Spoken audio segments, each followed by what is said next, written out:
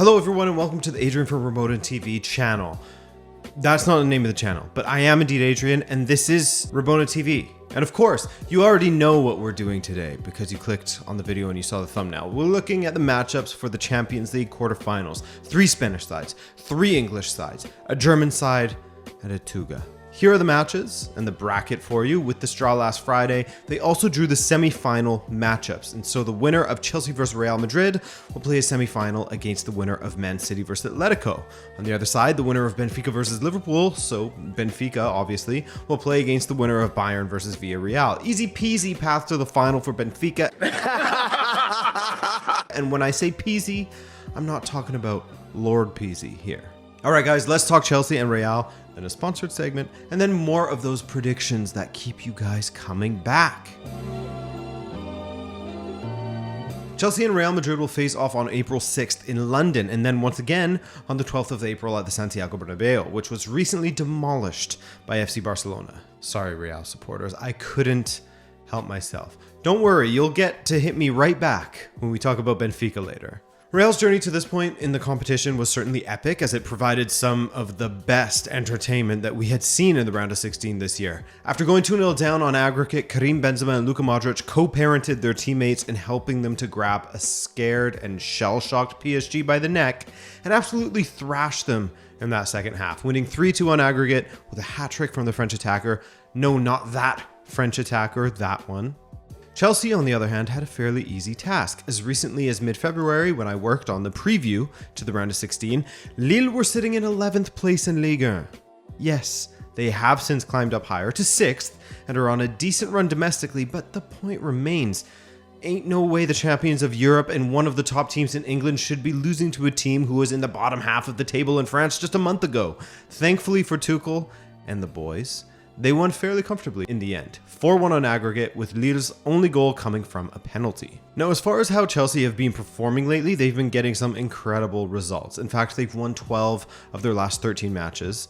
That one loss coming via the shootout versus Liverpool in the Carabao Cup final. I was going to say there should be an asterisk next to that loss as it was a shootout, but you got to keep that same energy for a shootout win, right? Which I would have counted as a win, so count the loss. Lately, Tuchel has been doing some flirting with a 4-3-3 or 4-2-3-1 formation in the last few months, but overall, he still tends to favor either a 3-4-3 or a 3-4-2-1 to really spread his team out wide and make use of the wingbacks. Reece James, in particular, is one of his top performers, and he will be playing on the right-hand side if he is healthy against Real, which looks as if he will be. And for me, this is where Real Madrid will have a lot of trouble. If the match against Barcelona showed us anything, well, I mean, it showed us a lot. But one of the biggest takeaways was how Real absolutely have to invest in fullbacks. When Mendy isn't available, that left side is marshaled either by an aging Marcelo or Nacho, as Alaba stays central. That doesn't work. The right-hand side, Carvajal, Nacho, I mean, the options aren't incredible. I feel bad for Nacho. Yes, Militão played right back for Porto in the past, but Ancelotti clearly doesn't want to break up Alaba and Militão in the middle. And Ancelotti is another one that would have me a bit scared if I was a Real Madrid supporter. On so many occasions this season, he has been bailed out by Karim Benzema. Yes, they tried pressing further out the pitch, and because of that, they caused mistakes at the back for PSG, something Monaco actually emulated to great success against PSG this past weekend. And so we will give Ancelotti credit there for identifying that weakness and instructing his players to exploit it. Of course, you can take that. But his lineup and tactics were simply unforgivable against Barcelona, and Real Madrid were completely embarrassed and couldn't find a way back into that match. And as they go up against one of the best defenses in the world, they will need Benzema to be at his best, because when he isn't, the entire attack is susceptible to falling flat on its face, as it does so often when he isn't in the team. I think Tuchel will pick Real apart, which will heap further pressure upon Benzema. PSG is a team that cracks and doesn't show any fight when the going gets tough, a team that you can exploit relatively easily with a higher press, but Chelsea's different gravy. And a comeback like that of the one against PSG will be difficult for Real Madrid, coupled with those fullback issues and Ancelotti getting it wrong on many occasions this season. I have Chelsea going through. Speaking of which, I know the perfect thing to help aid Real Madrid's issues on the flanks. It won't save them from Chelsea, but when we're talking security, we're looking to Surfshark. Oh, I'm sorry. Not the smoothest segue. I admit that, of course, but Surfshark has sponsored this video, and their defense is a lot tighter than Real's currently, especially on the flanks. Surfshark is the antidote to a faulty fullback. I mean, to browsing on networks that aren't secure, like public networks. You go to the library, cafe, spend a lot of time in public places, and use the public Wi-Fi because who are we kidding? Paying for data on your phone is whack, and the appeal of anything free, even free internet, is too hard to pass up. But when you do that, you're at the mercy of anyone who has the know-how to target your sensitive data. But not with Surfshark. It works like a mask for what you are doing online. It protects you and your sensitive documents or your banking info when you're ordering that hot tuna sandwich to the library. Nobody will be a fan of the smell, but at least you'll stay safe online thanks to Surfshark VPN's encryption. And let's say that hot tuna... Why the hell did I use hot tuna sandwich as an example? I don't eat hot tuna sandwiches, I swear. But let's say it arrives and you want to stream some shows online while you eat. Take a little break, a brain break. Maybe you want to watch a show that's not available in the country you live in. No problem. As Surfshark VPN can change your location to get past any region block streaming platform, so you could, in theory, watch Match of the Day, for example, on the BBC iPlayer, and access content libraries on Netflix and plenty of other streaming sites from around the world. I personally love Surfshark because it is packed with tons of features such as over 3,200 servers in 65 countries, military-grade encryption, a multi-hop feature meaning you can connect to 2 VPNs at once, plus a no-logs policy where none of your data is collected by Surfshark. All of these and more in the name of 1, keeping you and your data safe and secure on the internet, and 2, helping you access the entirety of the internet without any geo-locks or blocks. Geo-low blocks are picked apart by Surfshark. So guys, use the link in the description and use code RabonaTV, all one word, to get Surfshark VPN at 83% off, plus 3 extra months for free. And with a 30-day money-back guarantee, it really is no risk. Thank you, Surfshark. And stay safe out there, ladies and fellas. And don't order hot tuna sandwiches to the library. Don't be that person.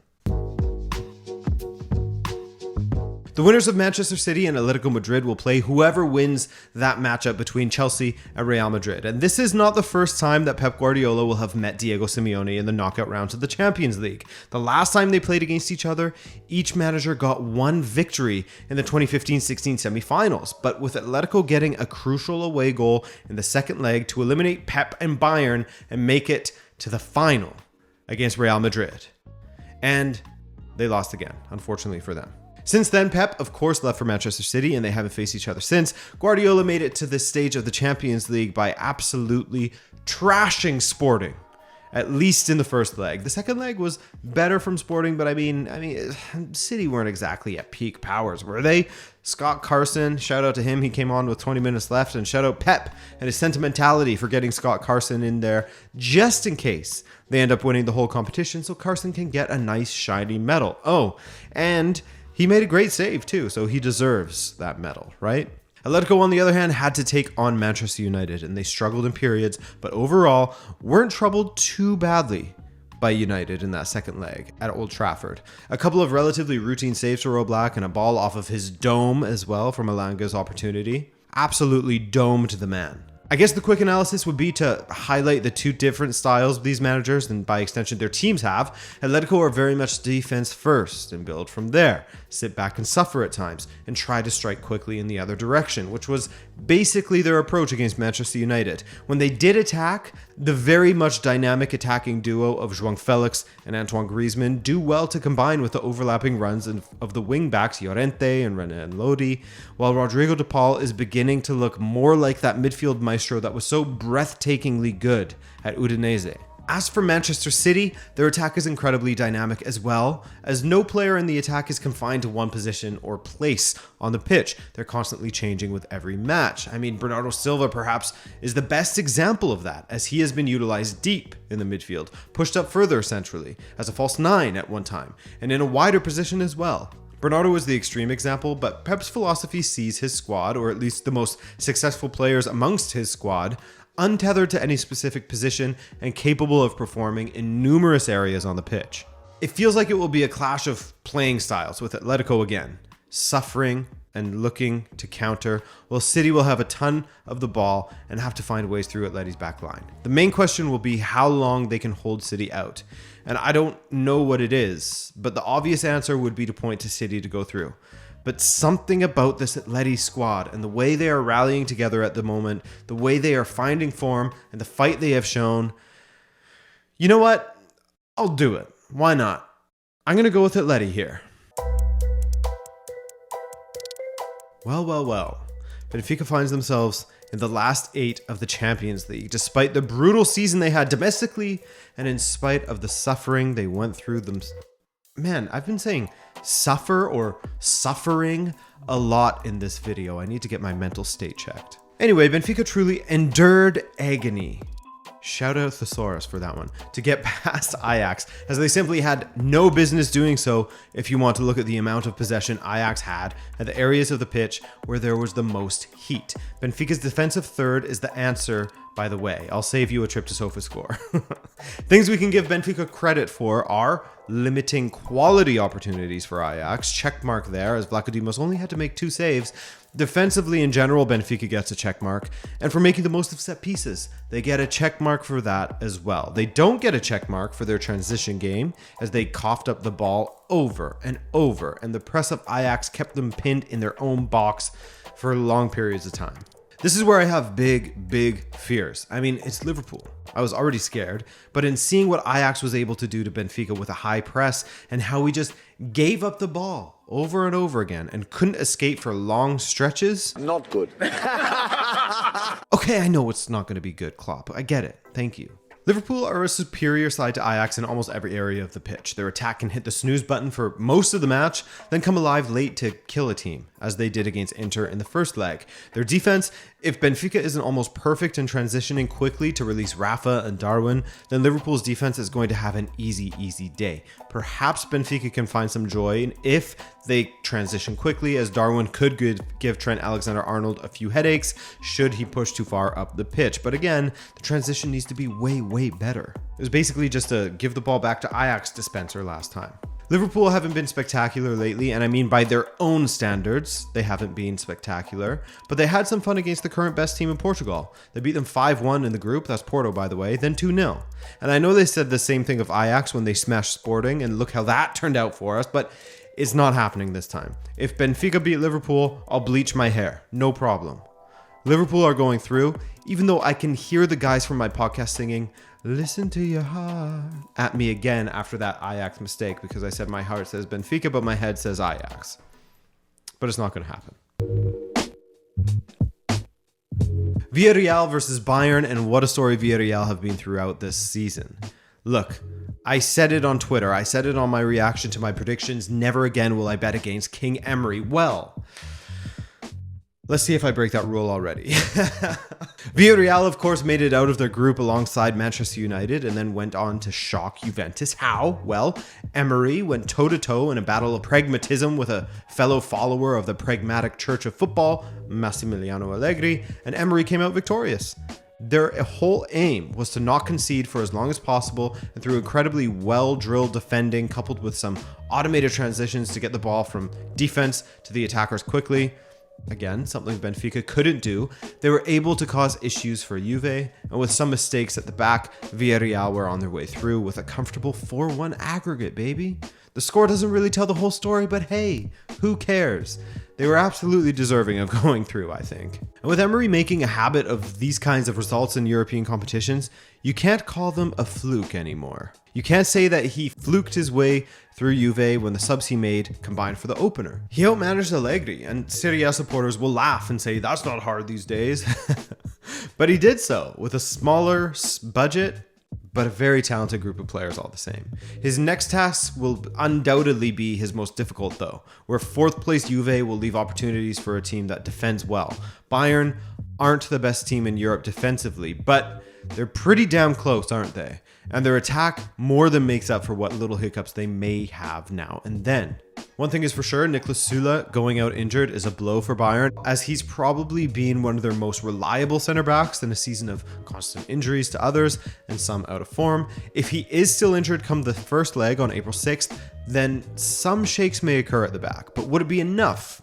I kind of doubt that, given that Bayern would probably dominate the ball and have it further up the pitch, and Villarreal wouldn't really be on the front foot, so I can't see it being a huge issue. I think the return of Manuel Neuer is just proving even further how influential he is on the entirety of the side. Everyone can just focus on what they do best in every part of the pitch, and they can play with the confidence that they are covered.